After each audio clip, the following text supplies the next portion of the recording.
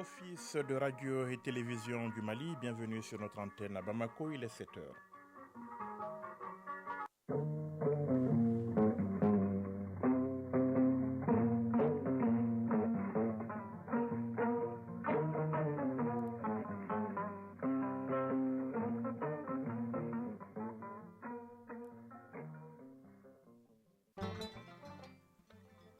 Les titres de l'actualité de ce lundi 13 février 2023, sa puissance en tant que média n'a jamais été contestée. Sa capacité unique de toucher le grand public en fait une arme redoutable dans le domaine de l'information et de la communication. Le monde célèbre aujourd'hui la radio, le média le plus consommé au niveau mondial. Nous en parlons dès le début de ce journal. L'UNICEF au secours des enfants victimes de la crise dans les régions de Tombouctou et de Taoudéni, l'organisation vient de lancer un nouveau projet dans le domaine de l'éducation, réhabilitation ou construction de classes, transfert monétaire. Plus de 12 000 enfants seront touchés dans les deux régions concernées. Dans l'actualité également, l'ouverture au Tchad du procès des rebelles du FACT. 455 membres de ce mouvement défileront à la barre dès ce lundi. Ils sont accusés entre autres d'avoir assassiné le président Idriss Déby Itno. Plus de 33 000 morts, nouveau bilan toujours provisoire du séisme qui a frappé il y a une semaine la Turquie et la Syrie. Les espoirs de retrouver des survivants s'amenuisent malgré des cas de sauvetage miraculeux signalés ces derniers jours, bien au-delà de la période cruciale des 72 heures après la catastrophe. Les sports football, le championnat national de Ligue 1, la 11e journée s'achève aujourd'hui en phase de groupe de la Coupe CAF. L'AS Real de Bamako s'est incliné face au tout-puissant Mazembe ce week-end. Retenez également le grand retour dès demain de la Ligue des champions d'Europe. Fotigui Tunkara sera là pour l'actualité des sports. Le journal Yaya Konaté. Mesdames, Messieurs, bonjour, bonne fête aux hommes et aux femmes de radio. Oui, nous sommes le 13 février. Le monde célèbre la radio, ce média considéré comme le plus accessible, donc le plus consommé à travers le monde. La célébration de la journée, une reconnaissance de la force, de la place de cet outil dédié à l'information et à la communication. Voyons quel est son impact sur notre quotidien. C'est dans le grand format du lundi, exceptionnellement en ouverture de ce journal. Bourama Traoré. Radio Mali à Bamako et environ 92 MHz. Entre la radio et Bourama Magassa, c'est comme la lune de miel.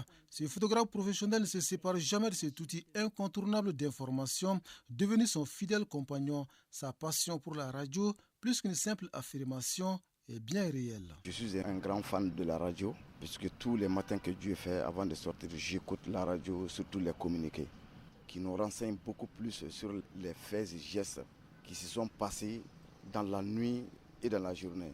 Donc je m'informe à travers la radio. Parce que la radio, en fait, c'est la vie de l'homme. S'il n'y avait pas de radio, ça veut dire que les informations n'auraient pas avoir lieu. Quand cette passion pour la radio est partagée par Yaya Diallo, pour qui la radio n'est pas qu'un moyen d'information et de sensibilisation, elle est devenue presque comme de l'oxygène pour lui, sans lequel il devient difficile de respirer à plein poumon. La radio, même la radio dans mon bureau, chaque jour de 7h à midi, j'écoute. La radio, c'est un instrument d'information et d'éducation. Ça nous permet d'être branchés sur le monde extérieur. C'est-à-dire les nouvelles sont vite connues à temps. Ça a beaucoup d'impact. J'écoute beaucoup, surtout l'ORTM, la chaîne 2. Les émissions musicales qui nous rappellent du temps passé. Bon, et puis les bons renseignements viennent de la radio nationale. À mon avis, ça n'engage que moi. Mais pour moi, je sais que la radio nationale, ils n'ont pas le droit de fauter sur les informations. Avec un paysage presque saturé, plus de 400 radios aujourd'hui à travers les pays, on reste accroché à ces médias chauds pour son accessibilité et sa rapidité en matière d'information. Brahima Keita en est un accro. La radio a beaucoup d'impact sur ma vie et aussi sur la vie de mes concitoyens, ne serait-ce que l'information, ne serait-ce que aujourd'hui, avec les émissions des radios, il ressort des cadres d'essence qui permet non seulement aux administrés et aussi à l'administration de communiquer. Et ça permet aussi d'informer la population sur beaucoup de thématiques, notamment sur l'agriculture, sur la sécurité et la santé. Donc c'est vraiment une bonne chose et ça a vraiment un impact sur la vie de tout un chacun. Difficile d'imaginer la vie sans la radio, c'est le Fatmata Diané. Au-delà de s'informer, la radio, dit-elle, permet de se divertir et constitue un remède efficace pour oublier des soucis. J'écoute la radio pour connaître les informations, pour m'éloigner des soucis. Ça me soulage aussi.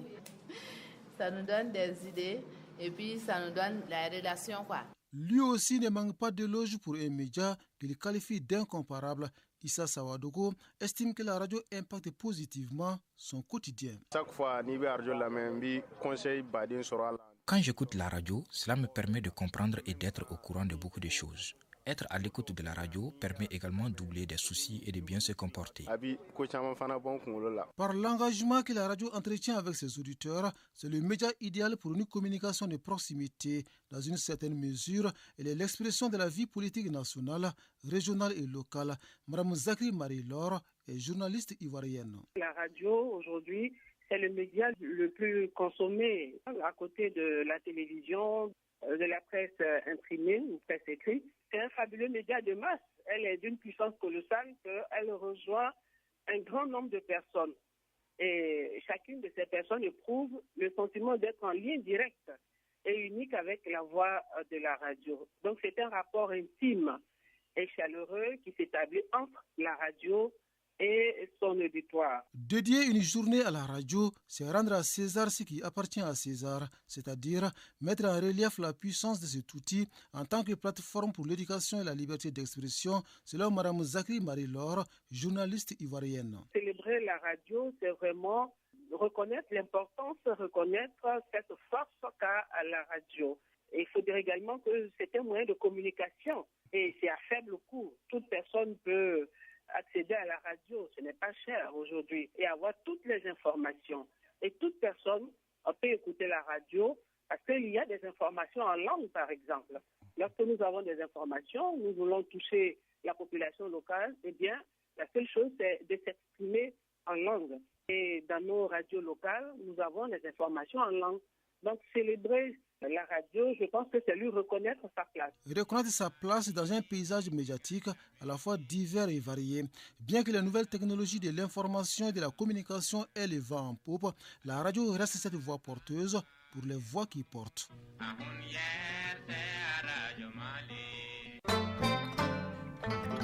Oui, en cette journée de la radio, nous vous disons merci à vous qui nous suivez donc sur la radio nationale du Mali. C'est aussi votre journée. Il est 7h07. C'était un projet américain. Il intervenait dans le domaine de la justice depuis 2015, financé par l'USAID. Mali Justice Project a soutenu pendant près de 8 ans les efforts du gouvernement malien dans le domaine de la justice. Quel bilan peut-on en tirer? Ibrahim Kaou Konaté. Depuis 7 ans, l'USAID accompagne le gouvernement du Mali dans le domaine de la justice à travers le projet Mali Justice Project. Ce programme intervient essentiellement sur les méthodes, les procédures et les outils de gestion. Maître Jean Lavoie, directeur Mali Justice Project. Les objectifs de ce projet, vous avez compris qu'il y avait quand même 33 grands axes. Un axe de renforcement institutionnel au sein du ministère de la Justice. Un axe d'accès à la justice pour nous favoriser un rapprochement entre la justice formelle et la justice traditionnelle. Mais évidemment, il y avait un volet du projet qui a pris fin en juin dernier de lutte contre la corruption dans les corridors commerciaux du sud du pays. Myriam Lutz, directrice USAID Mali. Depuis 1961, notre partenariat repose sur des principes communs, à savoir l'importance des relations constructives entre des États souverains, l'État de droit et une justice pour tous. Pour contribuer à l'avancement des priorités maliennes, pour un Mali renouvelé et renforcé, tout en soutenant les objectifs de votre politique décennale de réforme du secteur de la justice. Grâce à Mali Justice Project, plusieurs actions ont été posées. Parmi ces grandes réalisations, notre pays est lauréat du 13e prix international du génie en herbe de l'OADA. Dr Boubacar Sidiki Diarra, secrétaire général du ministère de la Justice. Au titre des réformes législatives et réglementaires, il est réjouissant de noter l'accompagnement de Mali Justice Project au niveau du département dans le cadre de l'élaboration des avant-projets de textes relative au statut de la magistrature et des fonctionnaires du personnel des greffes, au classement des juridictions et au plan de carrière des magistrats, au code pénal et au code de procédure pénale, à l'organisation et aux modalités de fonctionnement du pôle national économique et financier, du pôle judiciaire spécialisé de lutte contre le terrorisme et la criminalité transnationale organisée, du pôle de lutte contre la cybercriminalité, aux frais de justice en matière civile et pénale, l'assistance juridique et judiciaire, au statut et au rôle des cadis et des autorités traditionnelles dans la distribution de la justice. Radio Mali à Tombouctou et environ 99,9 MHz en FM. Parlons éducation à présent avec le lancement à Tombouctou du projet d'appui à la protection et à l'éducation des filles et enfants touchés par la crise dans les régions de Tombouctou et de Taoudéni. Le projet vise notamment à relever le taux de fréquentation et à améliorer la qualité de l'éducation dans les régions concernées. Il est financé par l'UNICEF qui compte y investir plus de 400 millions de francs CFA. Tombouctou, Idrissa Goulou Sissoko.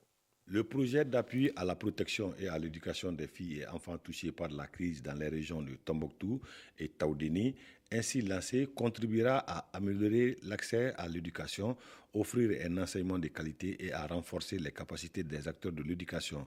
Le PAPEFEC, qui sera mis en œuvre par l'ONG ASG, touchera plus de 12 000 enfants dans les deux régions, fera du transfert monétaire cash à 355 ménages vulnérables, construira et réhabilitera plus d'une trentaine d'écoles. Le projet a été financé par l'UNICEF à plus de 400 millions de francs CFA.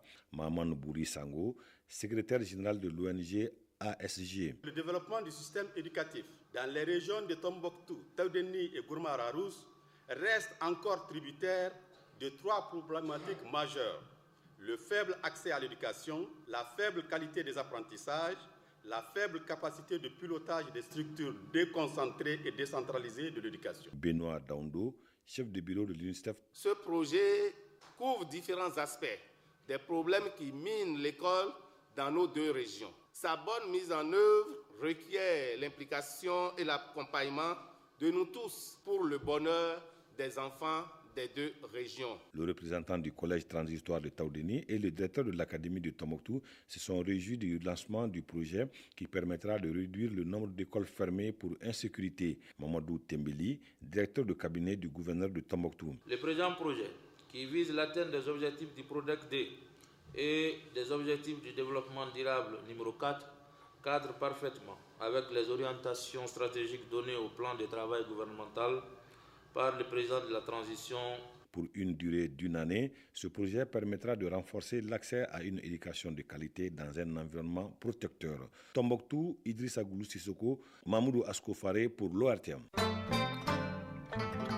À 7h13, voyons ce qui fait l'actualité hors de nos frontières. Ouverture ce lundi au Tchad du procès des rebelles du FACT. Le FACT, c'est ce groupe politico-militaire à l'origine de l'offensive lancée sur N'Djamena en avril 2021 qui a causé la mort du président Idriss Déby Itno. 455 membres de ce mouvement commenceront à défiler à la barre dès aujourd'hui. Assassinat du chef de l'État, terrorisme, enrôlement de mineurs, atteinte à la sécurité donc de l'État sont entre autres les charges retenues contre eux. Détenus depuis avril 2021, après l'échec de leur raid, les rebelles ont été soumis à une procédure judiciaire lente et l'accélération soudaine de cette procédure semble avoir pris de court les avocats de la défense qui n'ont été prévenus de l'ouverture du procès qu'à la dernière minute. Au Gabon, la rencontre politique tant réclamée par l'opposition et acceptée par le président Ali Bongo s'ouvre ce lundi. Seuls les leaders des partis politiques ont été conviés. Les travaux démarrent au palais présidentiel sous la supervision du chef de l'État. Ce sera sans la société civile, les syndicats, les religieux et les jeunes qui souhaitaient également participer à cette rencontre mais qui n'ont pas été conviés. Selon la presse gabonaise, les sujets traités devraient porter sur le toilettage du code électoral, la réforme des missions du Centre gabonais des élections, l'audit du fichier électoral ainsi que la révision des mandats. Celui du président de la République est par exemple illimité. Le bilan du séisme qui a frappé la Turquie et la Syrie il y a 6 jours dépasse désormais les 33 000 morts, 29 065, 605 505 en Turquie et 3574 en Syrie, selon les derniers chiffres, toujours provisoires, mais des cas de sauvetage miraculeux, bien au-delà de la période cruciale des 72 heures après la catastrophe, continuent d'être rapportés par les secours et les médias turcs. Près de 32 000 personnes sont désormais mobilisées pour des opérations de recherche et de secours dans le pays, ainsi que plus de 8 000 secouristes étrangers, selon l'agence turque chargée des catastrophes naturelles. Côté syrien, l'accès aux zones touchées s'avère plus compliqué qu'en Turquie. Le gouvernement de Damas a autorisé vendredi l'acheminement des aides humanitaires à l'ensemble du pays, y compris les zones tenues par les rebelles. Un avion de combat américain a abattu hier un nouvel objet volant près de la frontière canadienne, dernier en date des 3 mystérieux engins repérés depuis que les radars militaires ont été améliorés suite à la destruction d'un ballon chinois supposé espion. Les Américains inquiets surveillent le ciel pendant que les incursions mystérieuses se succèdent dans un contexte de tension accrue avec la Chine, bien que seul le premier objet ait été attribué à Pékin jusqu'à présent. Hier, le Pentagone a dit ignorer pour l'heure la nature des 3 autres objets. Radio Mali à Sikasso et environ 98.3 MHz en FM. Rendons-nous à présent dans la capitale du Kénédougou. Il a fait le choix de dire désormais la vérité de l'évangile à la communauté chrétienne de la région de Sikasso. Monseigneur Robert Cissé est le nouvel évêque de la région. Il a été intronisé ce week-end au cours d'une cérémonie tenue à la cathédrale de la ville de Sikasso, Moustapha Doumbia. Il s'agit de l'intronisation du 4e évêque du diocèse de Sikasso, après Jean-Baptiste Thiama, qui a servi comme évêque au comte de Sikasso, aujourd'hui nommé évêque du diocèse de Mopti, servant comme administrateur apostolique du diocèse de Sikasso. Le nouvel évêque est Robert Cissé, ordonné prêtre en 1993 à Koutiala. Il était jusqu'à sa nomination recteur par intérim du grand séminaire Saint-Augustin de Bamako. Il a choisi comme devise la vérité de l'évangile. Monseigneur Robert Cissé, évêque du diocèse de Sikasso. Une de nos priorités, à la suite de nos prédécesseurs, c'est de faire de l'évangile le ciment de nos relations, de nos affections, de nos engagements et de nos responsabilités. La cérémonie d'ordination et d'intronisation est présidée par le cardinal Jean Zerbo, archevêque de Bamako, qui a rappelé les missions de l'évêque. Elle est marquée par des actes sacrés dont la remise du livre de l'Évangile et la prière consécratoire. Elle enregistre la présence des évêques venus des autres diocèses du Mali et des pays voisins, le Burkina Faso et la Guinée. C'était en présence des autorités administratives et politiques ainsi que du ministre en charge des affaires religieuses. Mahamadou Kone. La religion, c'est la joie. La religion, c'est le bonheur. La religion, c'est l'entraide. La religion, c'est la cohabitation pacifique et la cohésion sociale. C'est ça notre Mali, que notre Mali soit bâti avec toutes les confessions religieuses, avec toutes les ethnies. Une autre dimension de cette ordination est le témoignage de la promotion de l'évêque et du curé de la paroisse de Sikasso, qui est l'une des 9 paroisses que compte le diocèse de Sikasso. Sikasso, Moustapha Doumbia et Amadou Dolo pour l'ORTM.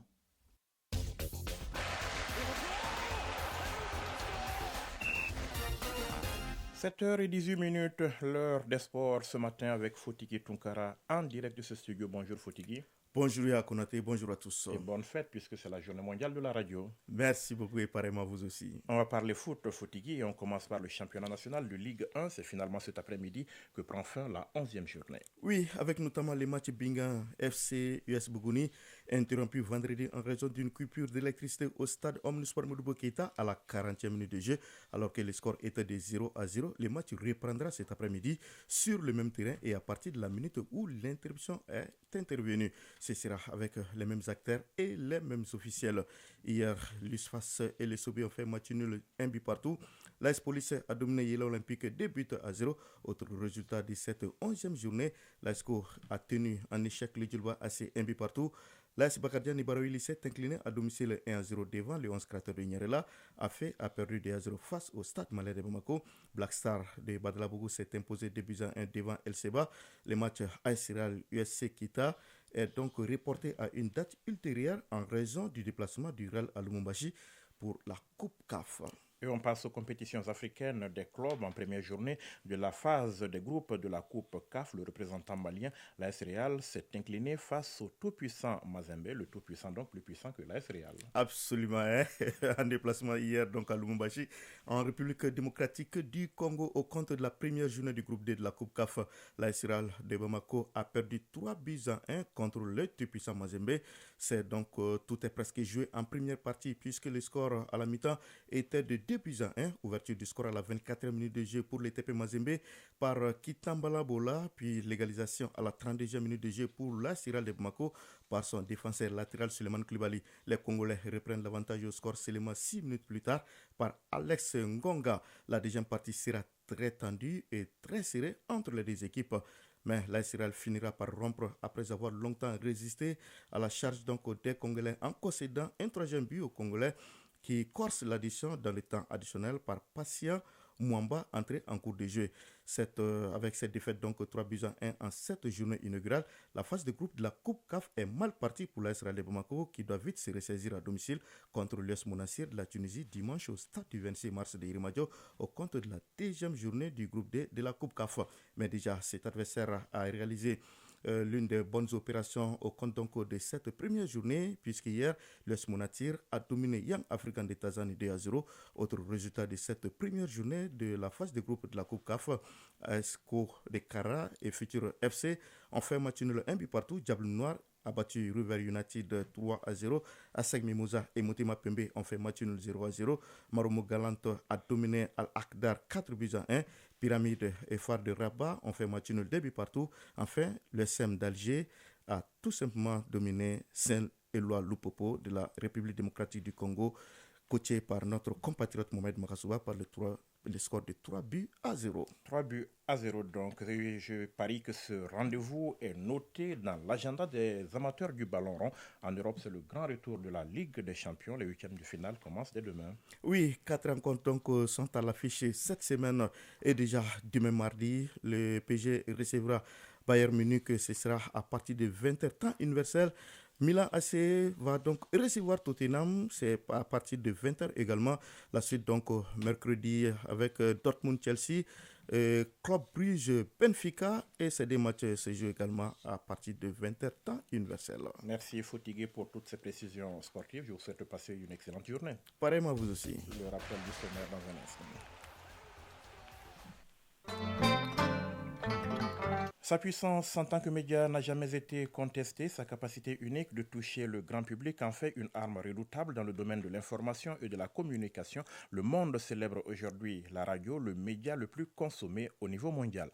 L'UNICEF, au secours des enfants victimes de la crise dans les régions de Tombouctou et de Taoudéni, l'organisation vient de lancer un nouveau projet dans le domaine de l'éducation, réhabilitation ou construction de classes, transfert monétaire. Plus de 12 000 enfants seront touchés dans les deux régions concernées. Dans l'actualité également, l'ouverture au Tchad du procès des rebelles du FACT. 455 membres de ce mouvement défileront à la barre dès ce lundi. Ils sont accusés, entre autres, d'avoir assassiné le président Idriss Déby Itno. Plus de 33 000 morts. Nouveau bilan toujours provisoire du séisme qui a frappé il y a une semaine la Turquie et la Syrie. Les espoirs de retrouver des survivants s'amenuisent malgré des cas de sauvetage miraculeux signalés ces derniers jours, bien au-delà de la période cruciale des 72 heures après la catastrophe. Et puis les sports, football, le championnat national de Ligue 1, la 11e journée s'achève aujourd'hui en phase de groupe de la Coupe CAF. L'AS Real de Bamako s'est incliné ce week-end face au tout-puissant Mazembe. Retenez également le grand retour dès demain de la Ligue des champions d'Europe. C'est la fin de ce journal qui s'achève donc à 7h passées de 22 minutes. Réalisation, coordination, Ousmane Daou, mise en onde, Aliou Koulibaly, mise en ligne, Cheikh Abdoulaziz Koulibaly, présentation Yaya Konaté. Passez une excellente journée. Au revoir.